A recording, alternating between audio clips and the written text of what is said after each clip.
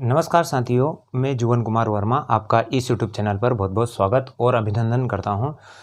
और अगर आप हमारे इस चैनल पर नए हैं तो प्लीज़ चैनल को सब्सक्राइब करें, क्योंकि इसी प्रकार से हम इस यूट्यूब चैनल के माध्यम से यहाँ पर जो 10th क्लास है उसके साइंस को यहाँ पर कवर कर रहे हैं। तो हमने पिछले वीडियो में आपको बताया था कि जो हमारे ये फर्स्ट यूनिट यानी इसमें हम पढ़ रहे थे रासायनिक अभिक्रियाओं के प्रकार, यानी टाइप्स ऑफ रिएक्शन, यानी रिएक्शन कितने प्रकार की होती है। तो कल हमने देखा था कि जो रिएक्शंस होती हैं वो 4 प्रकार की रिएक्शन होती हैं। यानी पहली जो देखी थी हमने संयोजन अभिक्रिया, सेकंड वाली जो देखी थी हमने वियोजन अभिक्रिया, और इसी के बाद में जो थर्ड वाली रिएक्शन आती है हमारी, वो आती है हमारी विस्थापन अभिक्रिया।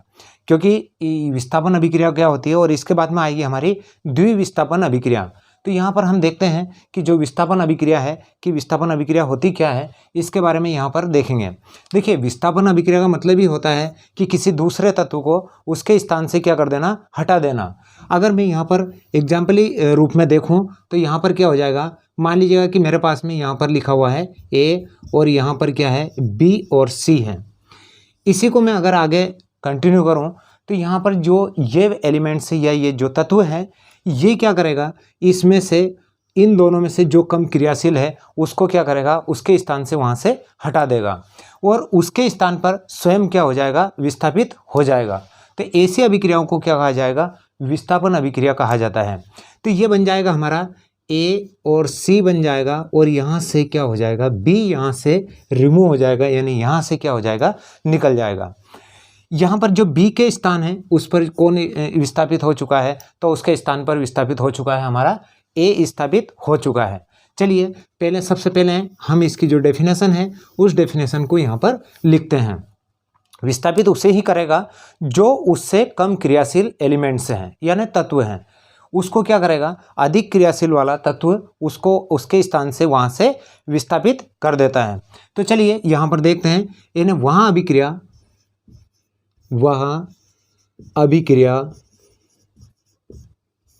जिसमें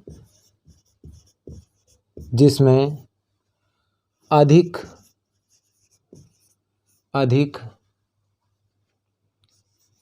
क्रियाशील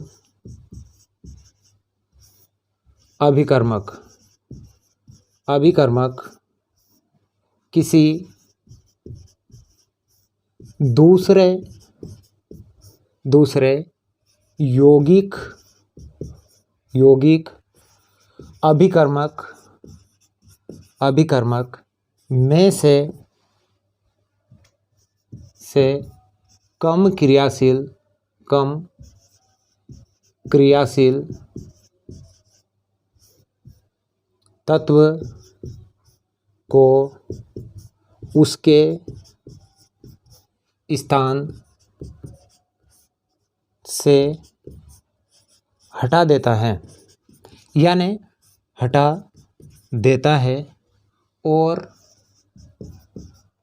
उसके स्थान पर स्वयं विस्थापित हो जाता है। यानी वो क्या करेगा, जो एलिमेंट्स है, जो तत्व है, वो क्या करेगा, उससे जो कम क्रियाशील एलिमेंट्स हैं उसको उसके स्थान से क्या करेगा, वहाँ से हटा देगा और स्वयं उसके स्थान पर क्या हो जाएगा, विस्थापित हो जाता है। तो ऐसी अभिक्रिया को कहा जाता है विस्थापन अभिक्रिया कहा जाता है, यानी उसके स्थान पर वो ग्रहण कर लेगा। यहाँ पर मैंने अभी बताया था आपको विस्थापित हो जाता है, तो ऐसी अभिक्रियाओं को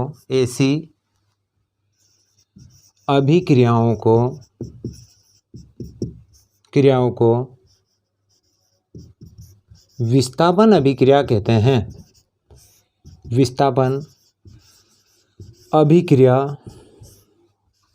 कहते हैं।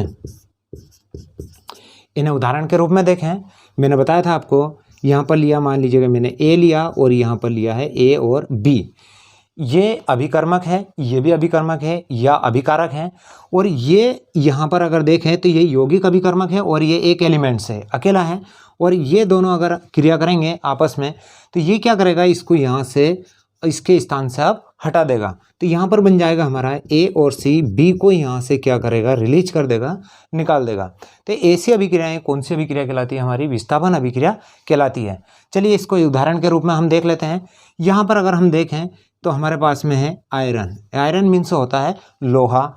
अगर इसको जो कॉपर सल्फेट है उसके विलयन में डुबोया जाता है तो यहाँ पर क्या हो जाता है, ये इस जो कम क्रियाशील है यानी इस वाले को, कॉपर को, इसके स्थान से इसको क्या कर देगा, ये रिमूव कर देगा यानी निकाल देगा।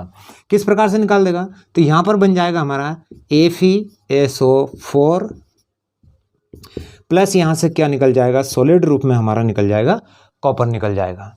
इसी प्रकार से अगर हम देखें जो जिंक है, जिंक को भी अगर हम कॉपर सल्फेट में विलयन में डुबोएं तो ये क्या करेगा, यहाँ पर बन जाएगा हमारा, यानी इस जो कॉपर है इसको निकाल देगा तो बन जाएगा हमारा ZnSO4 बन जाएगा और यहाँ से भी सॉलिड रूप में कौन निकल जाएगा, हमारा कॉपर निकल जाएगा। इसी प्रकार से और भी रिएक्शन देखें, यदि मैं जिंक की क्रिया H2SO4 यानी जो विलयन है हमारा यानी सल्फ्यूरिक अम्ल है H2SO4, इस पर अगर मैं क्रिया कराता हूँ या इस विलयन में इसको डुबो देता हूँ तो यहाँ क्या बन जाएगा, हमारा जिंक सल्फेट बन जाएगा। तो इस प्रकार से बन जाएगा ZnSO4 बन जाएगा और यहाँ से रिलीज हो जाएगी हमारी हाइड्रोजन गैस रिलीज हो जाएगी। तो देखिए इन जो रिएक्शन लिख रहे हैं, इन रिएक्शनों में यही है कि यहाँ पर जो ये है, ये वाला अधिक क्रियाशील है, यह अधिक क्रियाशील है और इसी के बाद में जिंक कॉपर से क्या है, अधिक क्रियाशील है। तो ये क्या कर रहे हैं, इनके स्थान से इनको क्या कर रहे हैं, हटा रहे हैं और स्वयं उनके स्थान पर क्या हो रहे हैं, स्थापित, या स्वयं वहाँ पर क्या हो जाते हैं, उनके स्थान को ग्रहण कर रहे हैं और यहाँ से उसको क्या कर रहे हैं, बाहर निकाल रहे हैं या रिलीज कर रहे हैं। तो ऐसी अभिक्रियाएँ कहलाती है हमारी विस्थापन अभिक्रिया कहलाती है। इसी के बाद में और भी रिएक्शन है हमारी कि अगर हम देखें कि ये जो Pb है, Pb जो होता है यानी लेड होता है, लेड धातु होती है, लेड मन से सीसा होता है। यदि इसको कॉपर क्लोराइड के विलयन में या इसमें डुबाया जाता है तो यहाँ पर बन जाता है हमारा PbCl2 यानी लेड क्लोराइड, ये बन जाएगा और यहाँ से भी कौन निकल जाएगा, हमारा कॉपर निकल जाएगा। कॉपर मीन्स होगा हमारा तांबा। तो ये तांबा यहाँ से भी सॉलिड फॉर्म में क्या हो जाएगा, निकल जाएगा। तो यहाँ पर आपको बताया मैंने कि सीधे सा है यहाँ पर, यानी बहुत ही देखा जाए तो बहुत ही सरल लैंग्वेज ही कि यदि कोई एलिमेंट्स या कोई तत्व या कोई अभिकारक अपने से कम क्रियाशील तत्व को यौगिक जो अभिकर्मक होता है उसमें से उसके स्थान को क्या कर देता है, रिमूव कर देता है या उसको निकाल देता है और स्वयं उसके स्थान पर क्या हो जाता है, विस्थापित हो जाता है। तो ऐसी अभिक्रियाओं को कहा जाता है विस्थापन अभिक्रिया कहा जाता है। तो यहाँ पर ये जो अभिक्रिया है वो है विस्थापन अभिक्रिया। तो चलिए इसको आप नोट कर लेंगे अपनी बुक में और इसके बाद में हम देखेंगे यहाँ पर द्विविस्थापन अभिक्रिया। अब द्विविस्थापन अभिक्रिया इसके बाद देखेंगे हम।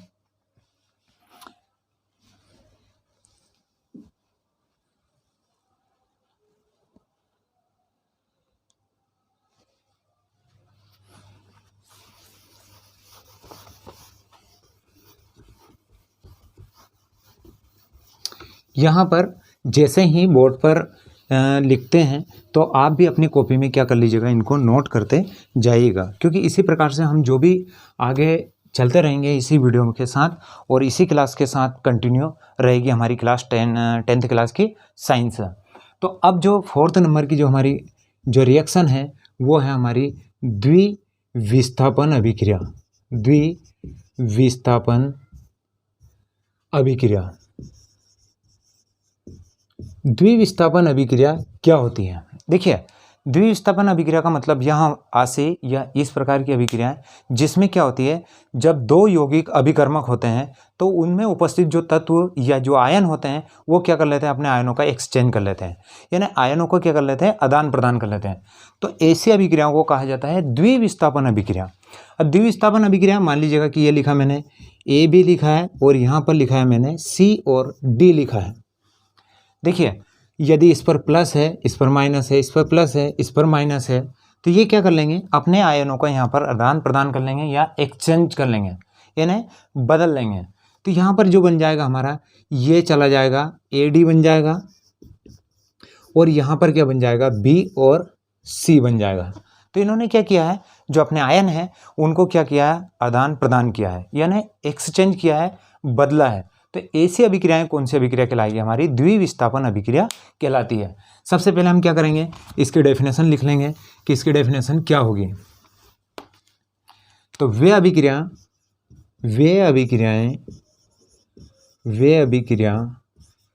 क्रियाएं जिनमें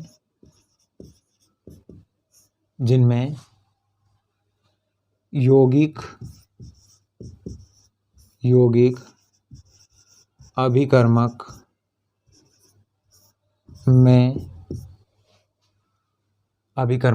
में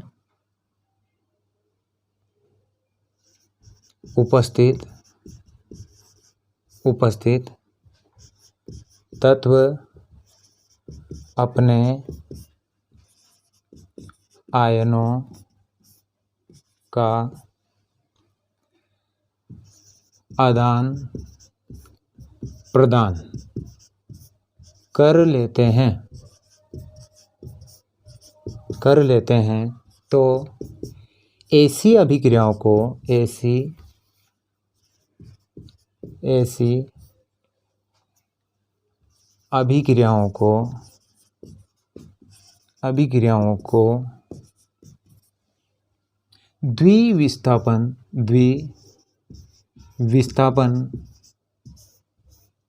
द्विविस्थापन अभिक्रिया कहते हैं। इन्हें अपने आयनों का क्या कर लेते हैं, जो दो यौगिक अभिकर्मक होते हैं वो क्या कर लेते हैं, अपने आयनों का एक्सचेंज कर लेते हैं, आदान प्रदान कर लेते हैं। तो ऐसी अभिक्रियाएं हमारी कौन सी अभिक्रिया कहलाएगी, तो वो अभिक्रिया कहलाएगी हमारी द्विविस्थापन अभिक्रिया कहलाती है। अब किस प्रकार से अपने आयनों का यहाँ पर आदान प्रदान करेंगे वो मैं आपको बताऊँगा। तो वो क्या करेंगे, मान लीजिएगा कि ये लिखा मेरे पास में HCl लिखा हुआ है, इन्हें हाइड्रोक्लोरिक अम्ल लिखा है, और इसकी क्रिया मैं यहाँ पर कराता हूँ NaOH है। तो यहाँ पर जो देखिए ये अम्ल है और ये क्षार है, और ये जब दोनों आपस में क्रिया करेंगे तो यहाँ पर लवण का निर्माण हो जाता है। तो किस प्रकार से करेंगे, ये प्लस में होता है, ये माइनस में, ये प्लस में और ये माइनस में हो जाएगा।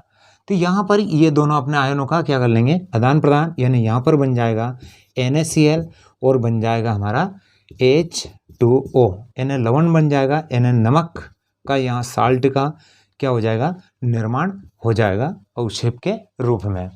इसी प्रकार से अगर हम देखें दूसरी रिएक्शन देखें, तो वो दूसरी रिएक्शन है हमारा सोडियम, तो जो सोडियम होता है, सोडियम सल्फेट बेरिलियम क्लोराइड, यहाँ पर जो दिया है कि ये लिखा मैंने सोडियम सल्फेट, अगर मैं इसको बेरियम क्लोराइड, यानी ये लिखा, यह हो जाएगा सोडियम सल्फेट, और यहाँ पर जो हो जाएगा बेरियम क्लोराइड। इसके विलयन में अगर मैं इसको मिलाता हूँ तो देखिए ये भी यौगिक और ये भी यौगिक अभिकर्मक है, और इस पर होता है प्लस होता है और इस पर -2 होता है, इस पर +1 होगा, इस पर +2 होगा और इस पर -1 होगा। तो ये क्या कर लेंगे, अपने आयनों को क्या कर लेंगे, यहाँ पर एक्सचेंज कर लेंगे, आदान प्रदान कर लेंगे। अब किस प्रकार से करेंगे, तो यहाँ पर जो बन जाएगा हमारा इस प्रकार से हो जाएगा कि ये इसके पास चला जाएगा, यानी ये प्लस ये माइनस होगा, तो ये हो जाएगा NaCl हो जाएगा, और यहाँ पर बन जाएगा हमारा BaSO4, क्योंकि ये +2 है और ये -2 है, तो ये दोनों आपस में कैंसिल हो जाएंगे और ये बन जाएगा हमारा, तो ये बन जाएगा BaSO4, यानी BaSO4 का जो हो जाएगा यहाँ पर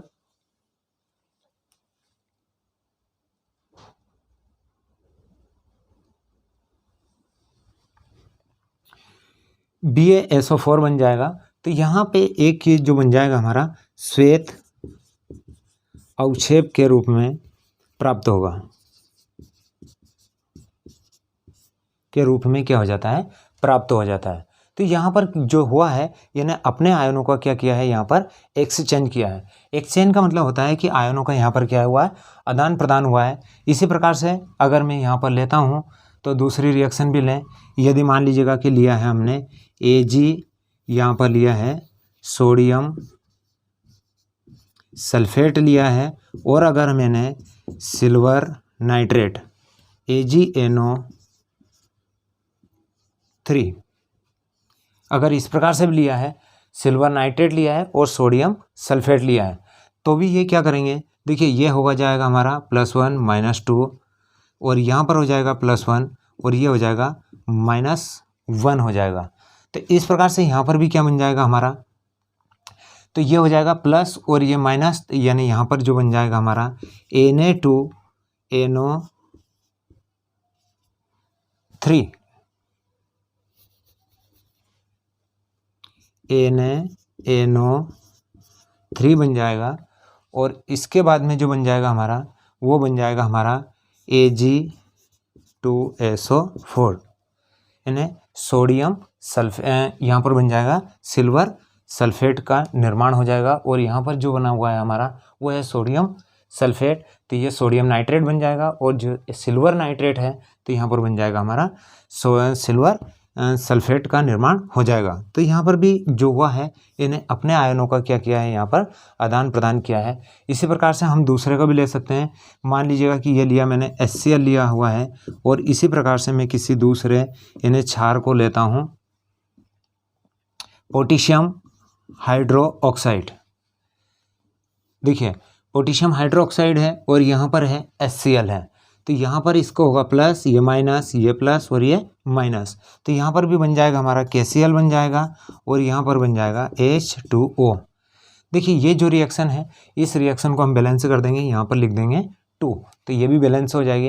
यानी इस प्रकार से क्या होगा, जो भी अभिक्रिया रहती है, ये अभिकारक और ये अभिकारक, और ये दोनों जो अभिकारक हैं, इन दोनों के अभिकारकों में उपस्थित जो आयन होते हैं वह आयन क्या कर लेते हैं, आयनों का आदान प्रदान कर लेते हैं, यानी आयनों को क्या कर लेते हैं, एक्सचेंज कर लेते हैं।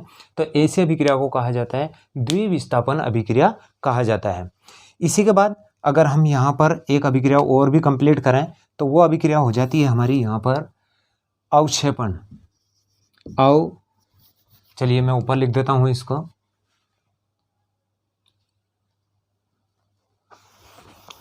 इसी में अवक्षेप के रूप में यहाँ पर जो हमें प्राप्त हुआ है, इन्हें श्वेत अवक्षेप के रूप में सोडियम बेरियम सल्फेट, यह अवक्षेप के रूप में यहाँ पर क्या हो जाता है, हमें प्राप्त हो जाता है। तो ऐसी अभिक्रियाओं को कहा जाता है अवक्षेपण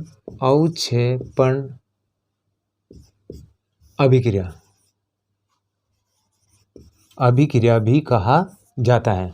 अवक्षेप यानी जो पात्र होता है उसकी पेंदी में जाकर क्या हो जाता है, जमा हो जाता है। तो ये वाली रिएक्शन इसमें भी हम यहाँ पर क्या कर लेंगे, इसको नोट कर लेंगे। ये वाली यानी जब सोडियम सल्फेट के विलयन में बेरिलियम क्लोराइड को मिलाया जाता है तो यहाँ पर बन जाता है हमारा NaCl, और बेरिलियम सल्फेट का अवक्षेप यहाँ पर कौन सा प्राप्त होगा हमें, तो श्वेत अवक्षेप प्राप्त हो जाता है। तो ऐसी अभिक्रियाओं को कहा जाता है अवक्षेपण अभिक्रिया कहा जाता है। तो ये था हमारा द्विविस्थापन अभिक्रिया। इसके बाद में हम जो अगले वीडियो रहेगा या जो अगली क्लास रहेगी उस क्लास में हम समझेंगे वहाँ पर जो हमारी रहेगी यानी ऑक्सीकरण और अपचयन, यानी ऑक्सीडेशन और रिडक्शंस, यानी जो ऑक्सीकरण अभिक्रिया क्या होगी और अपचयन अभिक्रिया क्या होगी, और जब ये दोनों ही अभिक्रिया होती हैं तो वैसी अभिक्रियाओं को कहा जाता है रेडॉक्स अभिक्रिया कहा जाता है, यानी उपचयन और अपचयन अभिक्रिया। या देखिए ऑक्सीकरण और अपचयन ये दोनों जब साथ साथ होगी तो उसे बोलेंगे हम, वहाँ पर रेडॉक्स अभिक्रिया कहा जाएगा। तो यहाँ पर हमने दोनों अभिक्रियाओं को देखा, एक थी हमारी विस्थापन अभिक्रिया और दूसरी थी हमारी द्विविस्थापन अभिक्रिया। तो इन दोनों अभिक्रियाओं को आपको समझ में आ गया होगा, और इसको भी आप क्या कर लेंगे, ये नोट कर लेंगे इस प्रकार से। साथ में आप सभी कॉपी में नोट करते जाएंगे तो आपका जो नोट्स है वो भी कंप्लीट होता जाएगा। और इसी के साथ हम कंटिन्यू इस क्लास को आगे भी कंटिन्यू रखेंगे। तो इसी के साथ जय हिंद, जय भारत।